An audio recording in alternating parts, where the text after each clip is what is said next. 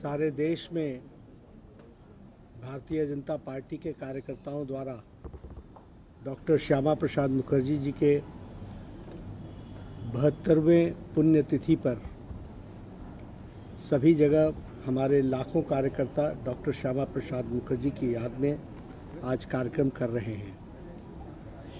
हम जानते हैं कि डॉक्टर श्यामा प्रसाद मुखर्जी, जिनका जन्म बंगाल में हुआ और जिनका बहुत बड़ा योगदान आज़ादी में और वर्तमान में जो हम पश्चिम बंगाल देख रहे हैं, जो हम पंजाब देख रहे हैं और जो हम आसाम देख रहे हैं, इसको जो हम भारत का हिस्से के रूप में देख रहे हैं, उसमें डॉक्टर श्यामा प्रसाद मुखर्जी जी का बहुत बड़ा योगदान है। डॉक्टर श्यामा प्रसाद मुखर्जी बहुआयामी प्रतिभा के धनी थे। डॉक्टर श्यामा प्रसाद मुखर्जी एक स्कॉलर थे। 33 वर्ष की आयु में वो कलकत्ता यूनिवर्सिटी के वाइस चांसलर बन गए। बाद में वो विधानसभा में पहुँचे और विधानसभा में उन्होंने उस समय के बंगाल, जो यूनाइटेड बंगाल था, उसकी सेवा की और तत्पश्चात डॉक्टर श्यामा प्रसाद मुखर्जी आज़ादी के पश्चात प्रथम कैबिनेट में, नेहरू जी की कैबिनेट में मंत्री रहे। वैचारिक मतभेद के कारण और जो उनका जो तुष्टीकरण की नीति थी श्री जवाहरलाल नेहरू जी की, उसके कारण डॉक्टर श्यामा प्रसाद मुखर्जी जी ने इस्तीफ़ा दिया और बाद में उन्होंने भारतीय जनसंघ की स्थापना के संस्थापक सदस्यों में से रहे और उन्होंने भारतीय जनसंघ की स्थापना की। भारतीय जनसंघ की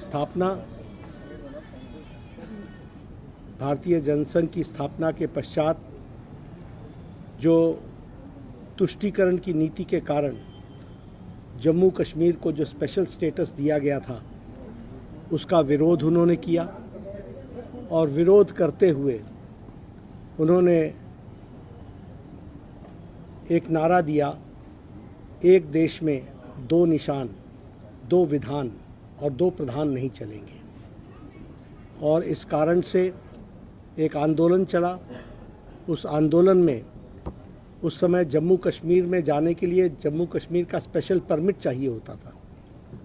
तो डॉक्टर श्यामा प्रसाद मुखर्जी बिना परमिट के, क्योंकि एक देश है, एक निशान रहेगा, एक विधान रहेगा, एक नियम रहेगा, एक कानून रहेगा, और इस बात को लेते हुए उन्होंने उसको अस्वीकार किया और 11 मई को वो जम्मू कश्मीर की ओर उन्होंने प्रस्थान किया।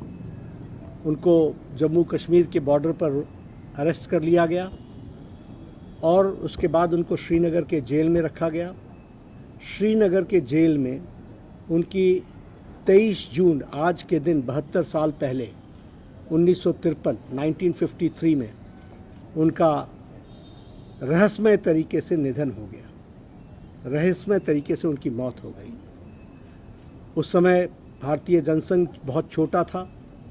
हम लोगों ने आवाज़ उठाई, विपक्ष की तरफ से ये कहा गया कि इसकी इंक्वायरी होनी चाहिए। डॉक्टर श्यामा प्रसाद मुखर्जी जी के माताजी ने भी जवाहरलाल नेहरू को चिट्ठी लिख करके कहा कि इसके बारे में इंक्वायरी होनी चाहिए, लेकिन वह सुनी नहीं गई, उसको अनसुनी कर दिया गया। और उसके बाद भारतीय जनसंघ ने इस आंदोलन को आगे चलाते चले। एक देश में दो निशान, दो विधान, दो प्रधान नहीं चलेंगे। धारा 370 का विरोध के लिए कभी एकता यात्रा निकली, कभी जनादेश यात्रा निकली। हर तरीके से हमने इस आवाज़ को उठाए रखा और भारतीय जनता पार्टी, जो उस समय जनसंघ थी, एक एक कार्यकर्ता को खुशी होती है कि आदरणीय प्रधानमंत्री नरेंद्र मोदी जी के नेतृत्व में 6 अगस्त 2019 में हमने धारा 370 को पार्लियामेंट में मोदी जी के नेतृत्व में और उनकी इच्छा शक्ति के कारण और हमारे गृह मंत्री जी की रणनीति के कारण धारा 370 धाराशाही हुई। आज श्यामा प्रसाद मुखर्जी जी को सच्ची श्रद्धांजलि यही है कि हम सब लोग एक देश में एक निशान के नीचे और एक विधान में आज काम कर रहे हैं और धारा 370 धाराशाही हुई है, धारा 370 समाप्त हुआ है। हम सब लोग आज के दिन प्रण लेते हैं कि जिस तरीके से उनकी रहस्यमय मौत हुई, भारतीय जनता पार्टी और देश मोदी जी के नेतृत्व में इतना शक्तिशाली बने कि इस तरह की घटना दोबारा न हो और प्रजातंत्र मजबूत रहे और प्रजातंत्र की आवाज़ मजबूत रहे। इस बात के लिए हम सब लोग कटिबद्ध हैं और उनको याद करके उनके बताए रास्ते पर हमारे लाखों कार्यकर्ता इस काम को आगे बढ़ा रहे हैं।